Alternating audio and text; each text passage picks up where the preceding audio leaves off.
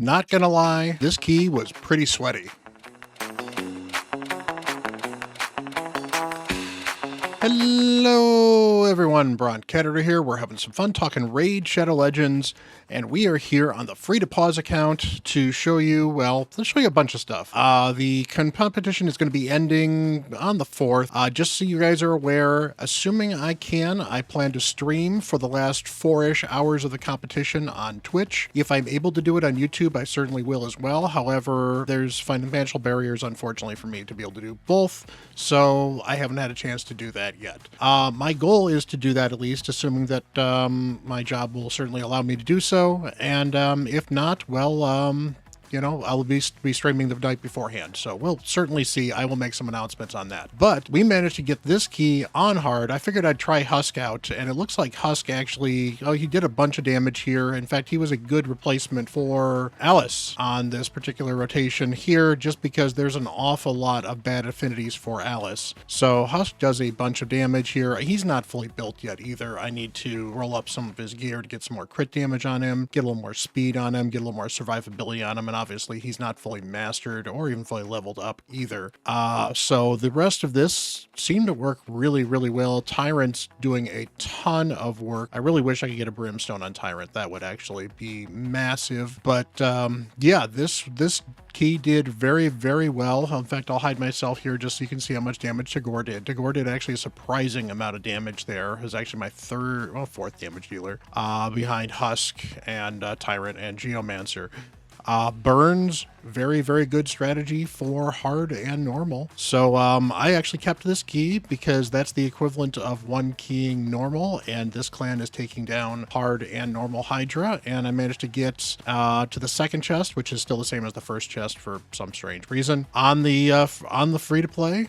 So I've managed to get, I'm going to get 4 chests, so I'm excited about that. So with the competition coming to close on the 4th, and I suspect this is going to go live on the 1st, so there's going to be 3-4-ish days for me to do something from when this goes live, but I'm recording this on Sunday, so, you know, I've got 5 or 6 days to do so. So what have I been prioritizing as far as things to get points and to do better in the competition? Well, I've certainly been working on the Great Hall here. I have gotten a bunch of level 3s here. I've got a couple level 2s. I've got one more level 2 to kind of just eke out some points before I get some of these level 3s. I've generally tried to go to level 3 and all the really important stuff for this account first before I get some of these final milking points here. But at some point in time, I do need to get these points. And honestly, this is actually a good time to get all these things up to +3 anyway. This is actually a strategy I recommend normally, is once you get to the Arbiter mission, through the Arbiter missions, and you get, you know, basically you're 1 at 10, you're a couple at 5 to get that challenge done. It actually makes sense for you to dedicate yourself to get everything up to level 3 first before you kind of start pushing for your next +5, +10, and whatever that may be. And it's partially because you may eventually figure out whether or not you need more crit damage or not. And obviously early on, it's going to be magic where you're going to want to focus on, but you're not always going to want to focus on magic, especially because depending on what champions you pull a little bit later in the game,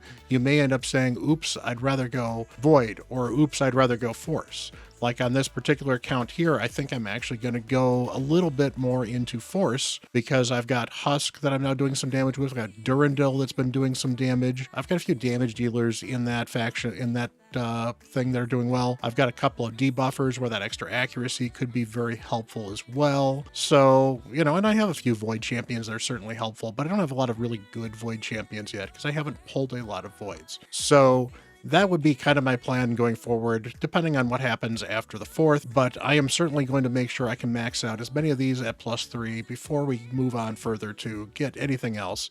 So hopefully I can get to maybe 80, 84 before this competition does end. So just looking at my arena team here, talking about that, I've got Arbiter in the lead here, I've got Morgaine here, I've got my Fabian, who's built fairly well, and I've got Alice doing some damage here. And this team works fairly well. I've got a lot of speed on it. it, got a lot of control on it, and then we just do some damage. I should just be able to do this on auto, get the speed boost and the extra speed boost and the increased attack. Alice can pretty much one-shot everything with that increased attack, and the stuff that she can't, we can usually kill off later on. Fabian is really good with Morgaine because of the fears that Morgaine also can throw out as well.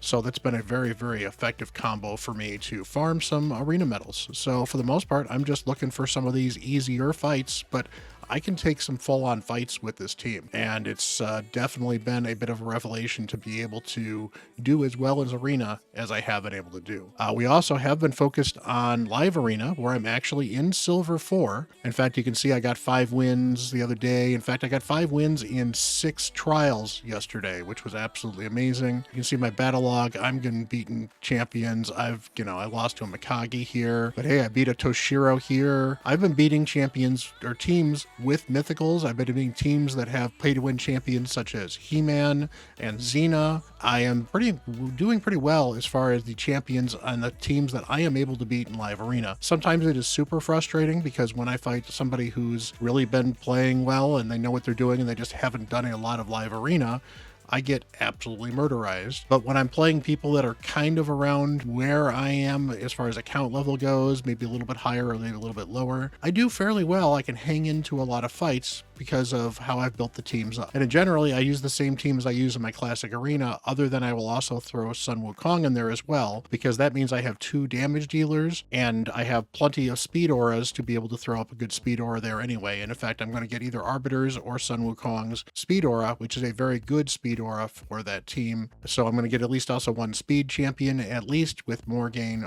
or with Arbiter. And finally, it just works out fairly well. Got plenty of control. Usually somebody bans Fabian or they ban Arbiter. Every once in a while they ban Alice. Alice seems to be the hardest one for me to deal with because she just deals so much more damage than the Sun Wukong does. But overall, it seems to be a fairly good team. I've also managed to get in Tag Arena Bronze 4.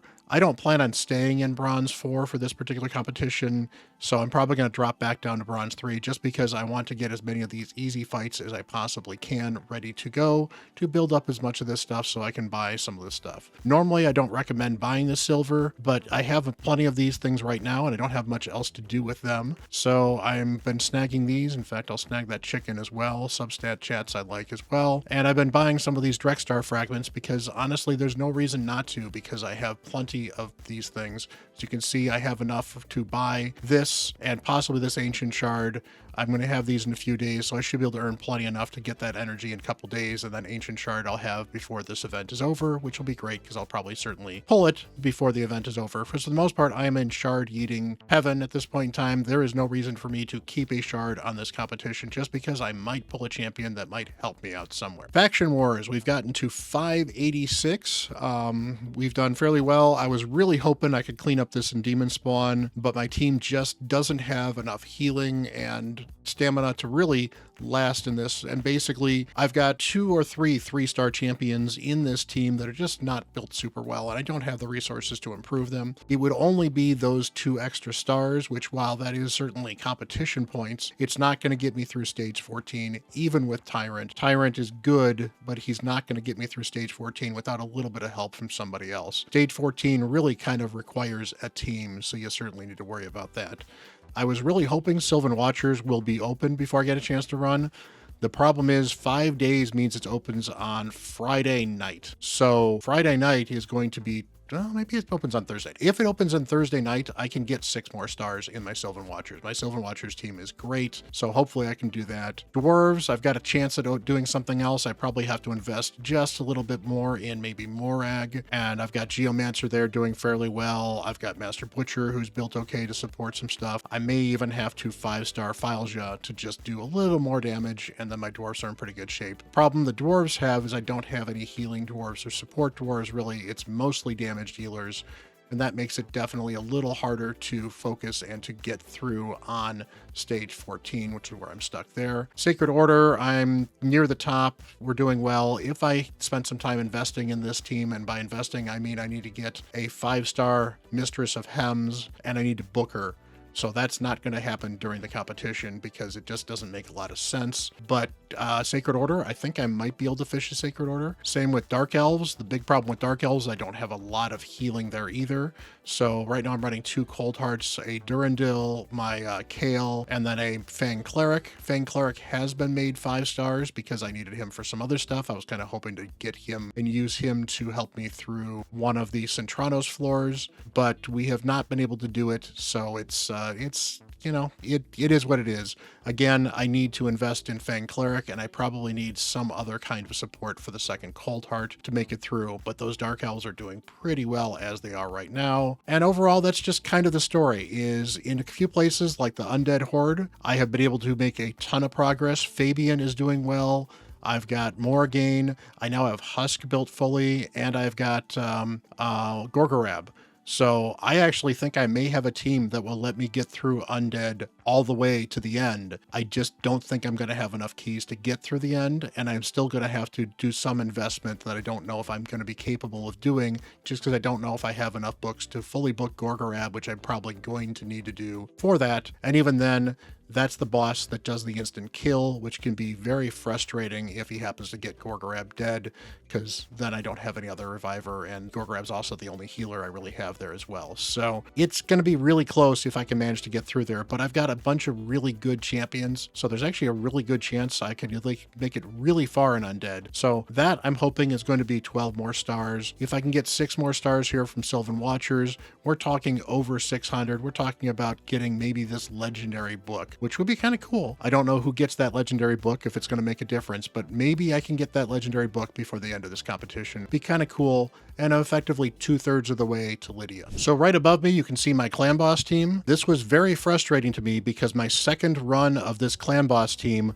was over 40 million. So I managed to 1 key Nightmare on my second key. Now, I knew I already could possibly 1 key Nightmare, and I've also managed to actually 3 key Ultra Nightmare with a couple keys ranging from 21 to 26 million. In fact, my current high on Clan Boss is a 26 million Ultra Nightmare Clan Boss key, despite the fact that technically the 40 million Nightmare key should score more points. But regardless of which one is listed on the leaderboards, if it is not Force, I can 3 key Ultra Nightmare. The problem is the past 3 days we have had Force in Ultra Nightmare, so I have not been able to even try to see if I can actually run the key on Ultra Nightmare. I've done it once. I believe I did it on Magic. I'm pretty sure I can also do it on Spirit, just because of the way this team is built. As we can see here on Nightmare, if I go back down to it, I am running Tyrant, I am running Tagore, I am running Geomancer, I am running Taragi, and I am running Ugo. And basically it is a dual ally protection team.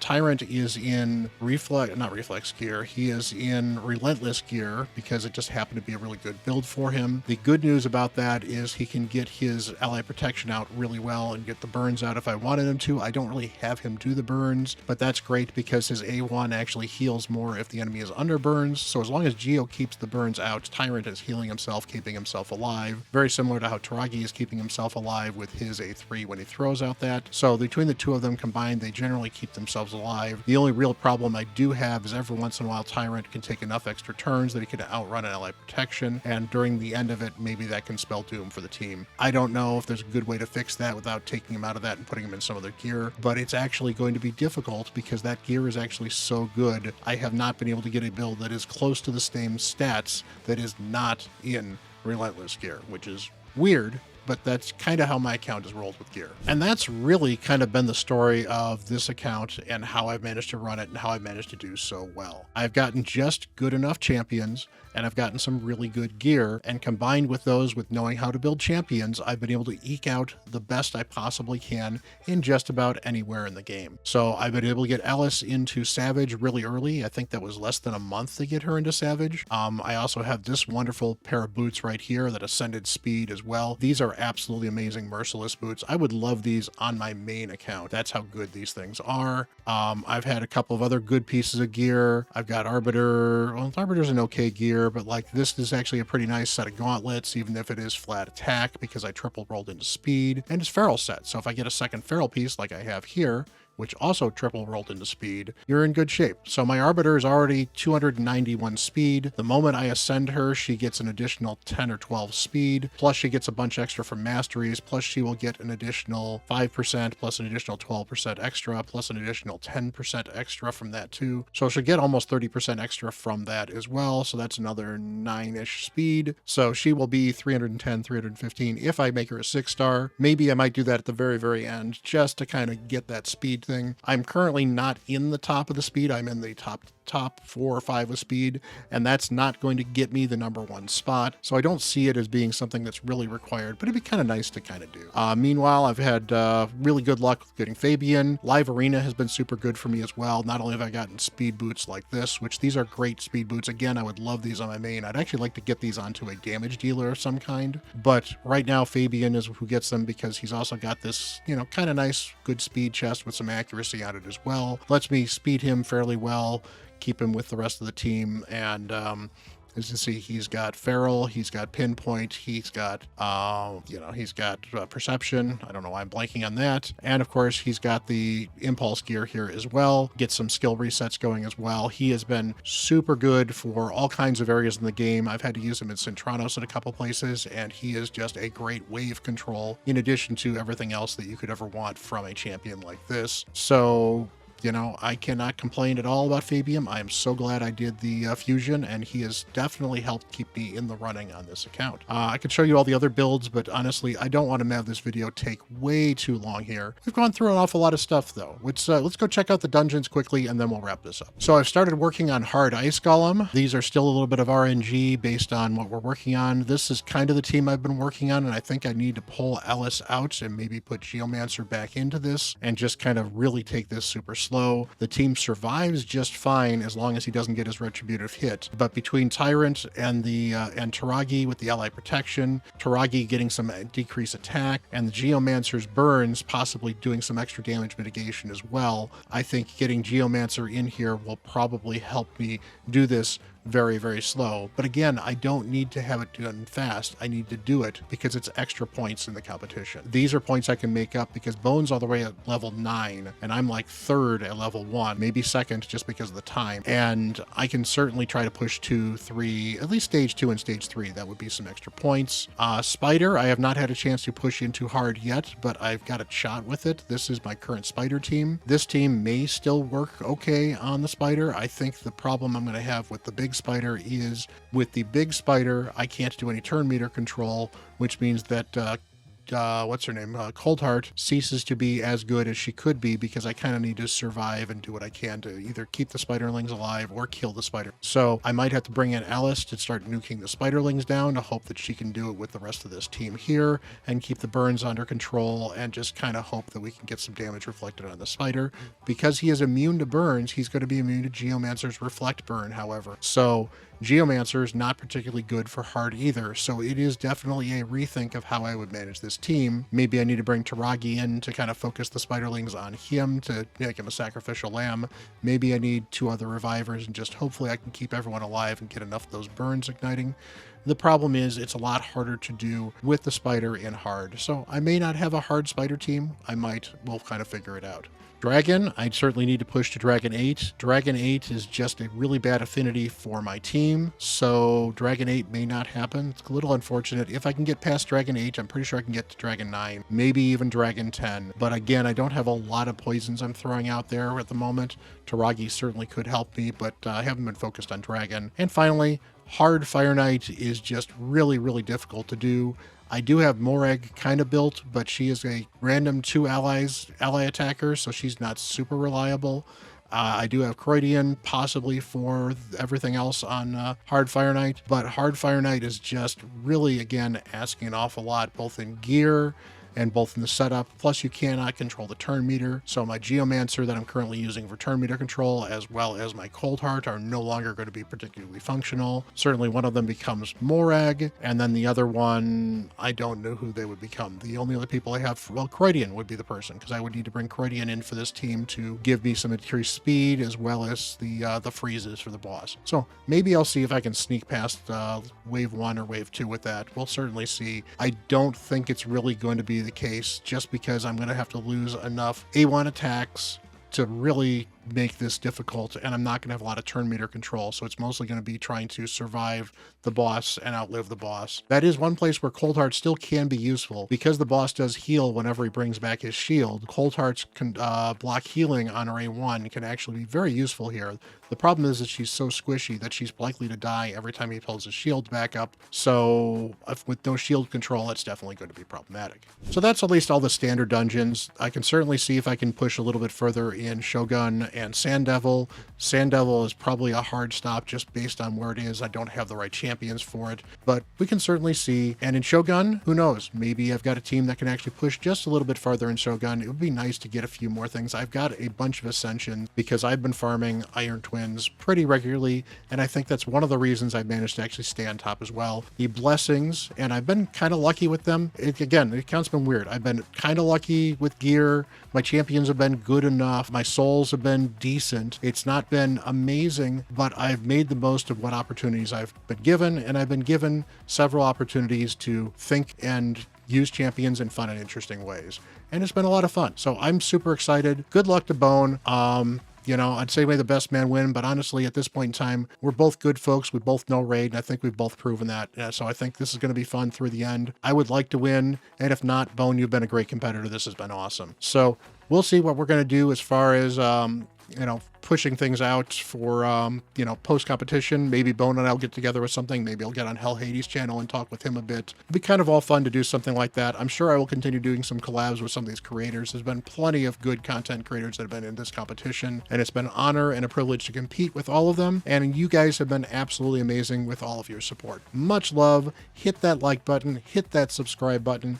I appreciate y'all. Hopefully I will be seeing you guys on Friday during the final part of the free-to-play, and if not, I will definitely see you Thursday night or on CatHerder. Definitely go check me out on Twitch, and you know what, we'll see if I can manage to stream somewhere else as well. So take care. You all have a wonderful, wonderful day, and until the next video, I'm Bront CatHerder.